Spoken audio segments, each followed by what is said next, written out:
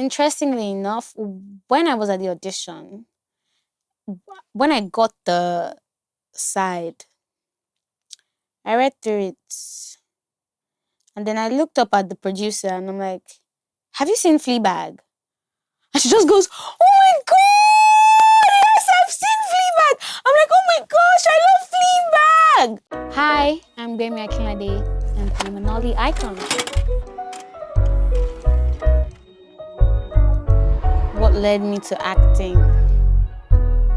Restlessness. Yeah, I think in my 200 level, I just, wouldn't go to class because I found it pointless.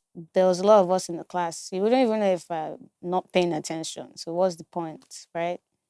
So I was just in my room going through Instagram. Then I saw like an audition call, but they asked for photos in the DM. So that was very easy. I was like, oh, okay, send photos. This is acting. Well, whatever. I'm just going to do it. So I sent the photo and they actually called me back. So I went for the audition and it was a very cheeky role in a way. So it was pretty easy for me to relate to it. And I tried to convince the director to give me the role because I'd made YouTube videos before. And he was like, it's not the same, but yeah, I get it. You're actually kind of perfect for the role anyway. So yeah, that's how it started. That was Rose in Prayer Request, the movie. No, I don't think that movie ever came out. Helena / Helen, Day of Destiny. Is that how your daddy talks? Daddy, that is exactly how you talk. Actually, that's how all college professors talk. That's preposterous. Chidi, why did you turn off the TV now? We're getting to the best part. It's time to pack the TV now. Aren't you tired of hearing this same story over and over again? Rosemary, let me bring my wallet. So is that why you turned it off? Is it your story? That's why I don't have a girlfriend. Eh? It was just funny. Like, I really enjoyed doing these scenes because Olumide and Denola, we had like a chemistry as siblings, and we just had that bounce off of each other, and it was just so fun. It was really nice. While filming, our moments were mostly like chill. We're either busy or just chilling. But like outside of set, like we would go out together, just like go to a bar, just chill. So that was fun. I mean, we tried to go to this club one time, but I just looked too young. So when I made Day of Destiny, I was still pretty new to the world of acting. Studying the script, even while I was doing the audition, I asked because I was like, I'm a bit confused. Is this a time travel film? And then the director's like, yes, it is. You actually get it. It is. I'm like, oh, okay, yeah. So I used my knowledge from like tons of movies I'd seen because I watch a ton of films. So it was easy for me to understand the concept of the film and what they were going for and the contrast that was needed in these two characters I played. I understood that much. So now for Helena is the chirpy baby girl. And that was pretty easy for me to relate to. I'm the fourth of 5 children and I'm much, much older than my younger brother. So I was last born for a while. So I could easily slip into that. It was very easy for me. The challenge was Helen, having to make sure that contrast is there, having to channel all that anger at her mom and all of that intense emotion. So that was the challenge. But it wasn't so difficult because I was working with a group of veterans. So everybody, Miss Doyle was literally like an angel. She was perfect. Our scenes were perfect. She helped me. She spoke to me. She gave me tangerines when I was hungry on set. So we had like a bond going. So what I found a bit hard, the director would come up to me. Everybody would just encourage me. And then we would do it again. So it was a lot of nurturing on that set. But I was excited. So it was that excitement that helped me want to try this thing out, to see if I could actually put it off. And I think she did a good job at that time. I mean, fair enough, not too bad. I like the idea of it. Because, I mean, I would like to hope that somewhere in like Earth 34, Gbemi is really chilling, like in the Bahamas, you know what I'm saying? Right now, not in the future, right now.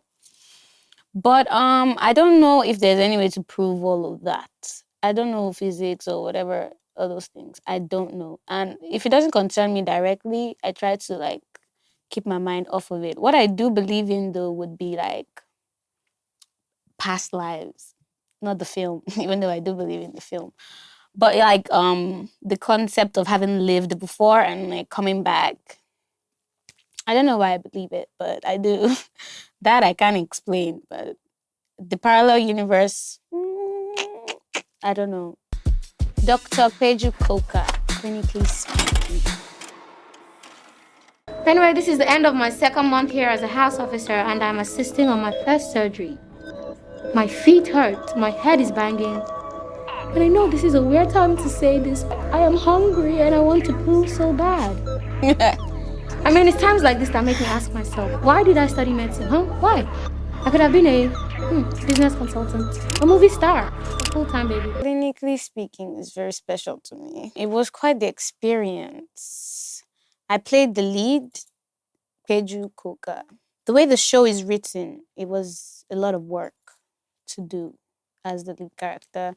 You know, she has these monologues where she looks at the camera and then she's just going off and off about how she's feeling and all of that. But I was very excited about doing it because before we started filming, when Temi B reached out to me about the show and everything, I went to do an audition, I read for it, and it's like, you know what? This is perfect. I mean, you're the one we've been looking for. So it felt very tailor-made for me because I happened to be in medical school still then. I relate to Peju a lot because of that.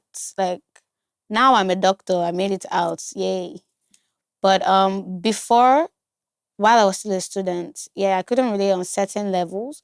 But now I can see certain things. In fact, as I was writing my final exams, I kept thinking back to this character, like, oh, so that's what that was about. Like, I can relate to her real life now a little bit more. So the show generally is very special to me. So while filming it, I had a great team. The crew was amazing. The cast was amazing. So it was just a lot of work. It was a lot of work, but it was easy to do because everybody supported me. Michael, the director, the producers, SA, Temi B, everybody was just trying to make sure the thing would go well. And I was doing a lot of work too because I had the most medical knowledge on set at that time. So there was also that angle of trying to make sure we're at least as correct as we can be. And then there's learning the lines, there's making sure you're getting into character and all of that. So it was a challenge for me as a lead. But I was very happy to do it. It was exciting. I remember just being happy to like go to work every day and do what I had to do. The character is a bit weird, but there's still a fine line. There's still a demarcation between Peju and Gbemi because yeah, we have many intersecting parts, but at the end of the day, she's still a bit, and she's a bit of an oddball. So getting to explore that was very like interesting for me, just to pick out those specific things, just very minute, just dichotomize in that way. And it was challenging, but it was fun, and I'm glad we got to do it at all. After I'd like auditioned for the show and everything, we had a discussion, like directors, producers, myself. And I'm like, okay, so I'm gonna read through the scripts, and anywhere I see that we need corrections, I'm gonna highlight it and I'm gonna send the script back. So when you get the script, you look at all the adjustments I've made, we'll find a way to make the story work with a little bit more accuracy. And funnily enough, the writer of the show used to be a medical student as well. So there was also already that background. So we were not starting from scratch. But yeah, I did do some work in like editing certain things. I didn't know so much because if I was to edit the script right now, there will be a lot more changes made right now. But as at that time, yeah, like we tried to do that together because we're not just trying to make a show, because we're not trying to insult the medical profession. We're just trying to entertain to the best of our ability. Interestingly enough, when I was at the audition, when I got the side, I read through it. And then I looked up at the producer and I'm like, have you seen Fleabag? And she just goes, oh my God, yes, I've seen Fleabag. I'm like, oh my gosh, I love Fleabag. So the thing about Fleabag is it's a show, and in this show, she does a lot of like breaking the fourth wall. She looks at the camera a lot while she's talking, like in between scenes. It's very awkward and it jumps out at you.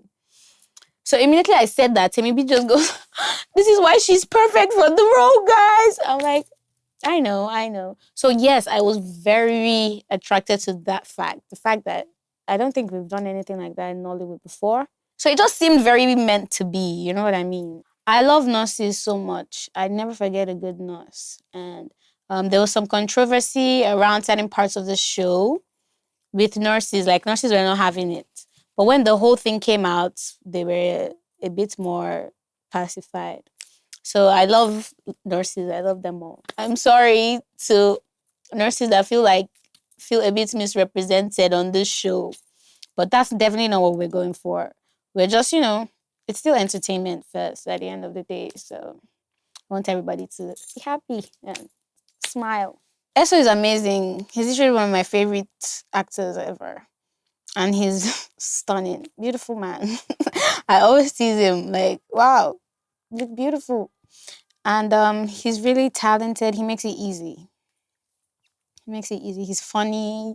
He's kind of like a goofball. But he's really chill too. He's much older than me, which I also tease him about. But like he doesn't make you feel weird or anything. We're just friends, I think many people enjoyed Rotimi because of Eso. Kaira, Battle on Buka Street.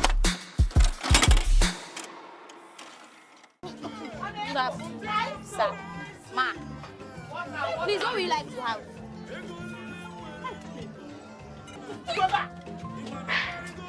Mommy, from a customer.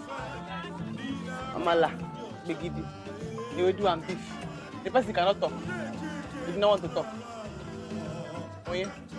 Kaira was pretty challenging to play, actually. So, Kaira is one of the two twin daughters of Awele in this film. And Awele, as we all know, well, if you've seen the film, she's this bitter, angry fighter that actually has kind of a difficult life. And, she has these daughters and everybody's just dealing with a lot of like resentment, moving to a new environment, trying to make it, family problems, all of that. Now, Kaira and Kaiso, they look like idiots. But the character was more than that to me because I'd never done anything like it before. This character is very raw, very street.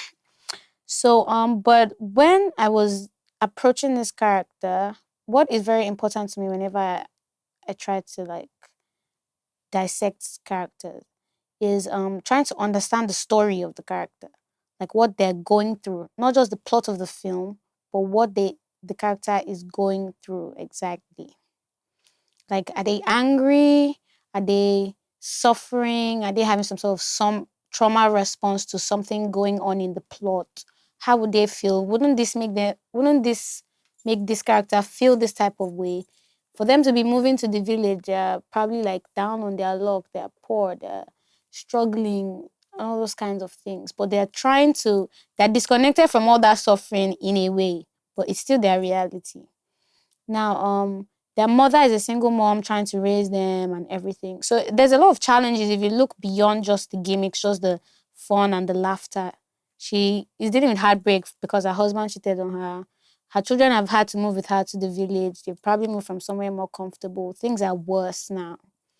But these two children are just there, like, they're just random and, like, dissociated. But there are scenes, like, the scenes that happen in the shop when they're working. And Kaira says stuff like, Mommy, can I go and play since we don't have any customers? That kind of stuff. Like, yeah, you don't have any customers. You have more serious issues on your hand. Why are you going to play? But these are children. Like, children don't carry the world on their head the way adults do. So that was the first thing I had to understand. Like, in this film, you're not grown up. You're a kid. So you have to come down to that level where all these deep things that are going on are not really, don't seem like they're getting to you, because children are never really there. They're never actually really there. They're just like, even that's why they can run away from the festival and forget their sister is not with them. So like the character, even though it might seem shallow or funny, or it's still a lot of digging into like what they're going through, where they're coming from, how they would react to their environment.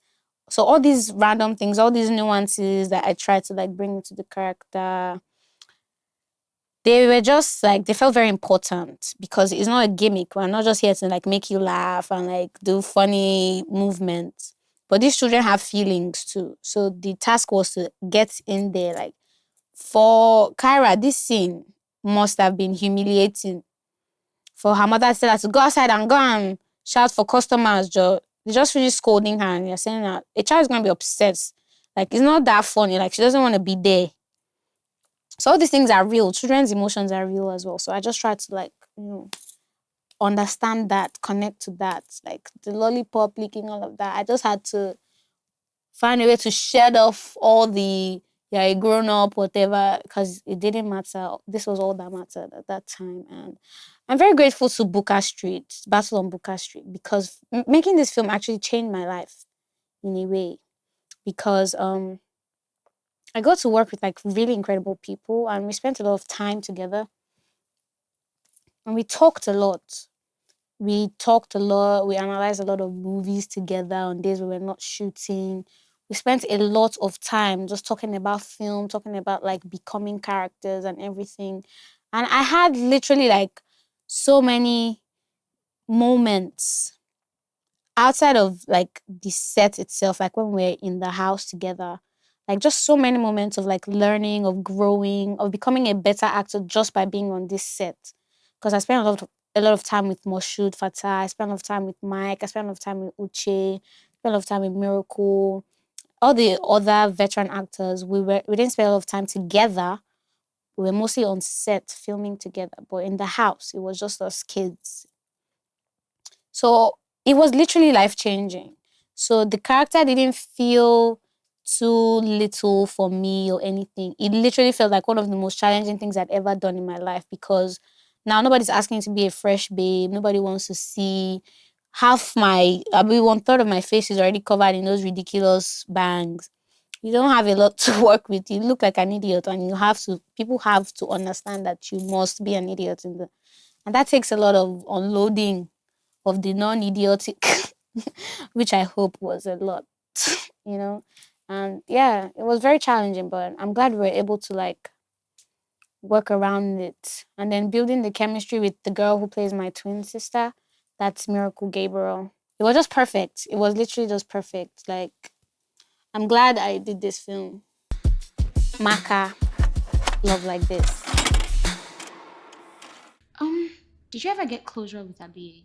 I know it might be weird talking about her, but I mean, that might be the reason you're the way you are now, because you didn't get closure. Closure is overrated. Yeah, right. That's what people who haven't gotten closure say to avoid getting closure. No, you really sound like an old soul. What are you eating? I just think a lot, okay? I haven't watched the show in a long time, actually. I just realized how much I missed the show. I feel like I can relate to Maka more now as well. She was just a girl trying to figure out life. I think that's what usually happens in your early 20s, mid 20s. Well, I was just trying to like figure out what we want to do, right? She's pretty smart. She had a job, an IT job that she quit, and she used her money to buy Okada to vibe, because my girl can't die now. Abi, you know what she was trying to do. And having a supportive boyfriend like Remy too, that was very helpful. And she was just trying, my girl was literally just trying to like set things up for herself and become a star too, while also helping. Because I mean, some people would have gotten closure on her show now, right? So I feel like that was her contribution to humanity. But her ups don't want her to shine. But that's not gonna happen, because she'll always come out on top, period. That's my girl, for real. I'm gonna defend Maka to the ends of the earth. I love that character so much. I think if the story continues, we're gonna like see a very interesting trajectory play out for Maka. Because I remember when the show started airing, a lot of people couldn't stand her. Like, I'm going through the comments and I'm like, what's wrong with this babe? What's wrong with this Maka girl? I'm like, why is everybody judging my girl without even knowing her? But then as the episodes continue to progress, everybody's like, oh, Maka, my baby. Oh, and this and that. And then as we continue to go, she's literally becomes like a fan favorite toward the end of the show. And I'm like, that's literally how it is for young people. Like, people see you, they judge you. Nobody really cares. Everybody is probably just trying to tell you what to do. Nobody thinks they can trust you enough with your own vision or whatever. But as you continue to prove them wrong, they continue to like see better, see the lights, start to understand what you're trying to do. They start to like get it. And by the time you achieve what you want to, you have fans. Literally everybody supporting you for sticking to your dream and being stubborn about it that time that nobody was on your side. So it's literally just like a metaphor for the film itself, the reception to the character and everything. Yeah, it's very real, very relatable. Like, I have friends that literally this was their life. Wide age gap relationship to like trying to sort out what's going on. It was very relatable for a lot of young people. And that was literally one of my favorite things about the character. Not far-fetched, very real. Somebody you can relate to, somebody that can annoy you and piss you off, but you can still root for at the end of the day because that's just a human being like yourself at the end of the day. And yeah, it was really nice to play, considering that I wasn't even up for the character at all until the actor who was supposed to play fell ill just a few days before the filming began. I just happened to have the time. I think we shot in December that year. Even the reason she has the braids on, because I just made my hair to chill and enjoy my holiday before I got the call. And then I'm like, oh, like, your hair is cute. Let's just use it for the character. And yeah, really grateful for the opportunity. I enjoyed that a lot. It is important to play the character, that you cannot project your judgment, your conclusion about whatever behavior they express onto that character as you play it, because that's counterproductive. So no matter how evil or how crazy, how misunderstood, as an actor, your job is to relate to that character, to defend that character. Like, you are supposed to know the reason why they're acting that way, why they are the way they are. That's your job. And like I said, if we know more of people's stories, we're not likely to judge them very much, because now we can understand why they're making the choices they're making. And that's the point of delving into the character. Like, if you understand where the character is coming from, next thing you're even going like, even if it was me, I will also do the same thing. And that's the point. That's the point of like breaking down the character, trying to see where they're coming from, why they're making the decisions. Because nobody is just randomly evil or bad or just does things for no reason. So I think that's the point. The point is to be able to be that person, to be able to step into that character. Because I feel like when you have a character that you're to play, the spirit of that character already exists somewhere from when the story is made. The spirit of the character already exists. Unfortunate for you, if it's a character based on a real life thing, that's worse. But like, when this spirit exists, you need to like become worthy to carry it, because as an actor, you're a vessel in that way. So for you to become worthy, for the spirit of that character to decide that, okay, I can stay here for this period of time. For you to be able to welcome that character to sit with you, you have to like make it conducive. And judgment doesn't make it conducive. Prejudice doesn't really make it conducive, So when you're open, that's when you receive. Why is all of this happening? They may not ask you, but you have your reasons. You know why, because you're that character. And there's no point judging yourself. So yeah, Funke was definitely right. You can't judge a character. But if by the time you remove yourself from the character and you've done all of that and you've let go, like, that character is very mad, though. Like, I will say about Peju, she's literally insane. Like, she's an insane person. Kaira is also an insane character. Like, many of these characters are just bad people. But when you look around you, when you look at your friends, look at your colleagues, and you notice all these little things, spend a little more time with them, and you know that nobody is really, really normal like that. Anyway, character closest to Gbemi would be... I'll go with Maka, actually. I was going to say it's between Maka and Peju. But Peju is very mad. She's a very, very mad person, and she's a bit too serious. I would never. So, yeah, I think Maka is a perfect embodiment of like my carefreeness, because is it ever really that deep? Like you can just chill. But then that drive to like want to do your own thing and to like want to like make stuff happen. Yeah, that's definitely me for sure. And she's a baby girl now. She doesn't have any stress. She dresses well. She's a cutie. I mean, I feel like I can relate to that, you know? Actors and crew work very hard to bring the films we love to life. Please support their official release. Thank you. Keep watching Arrow House Entertainment.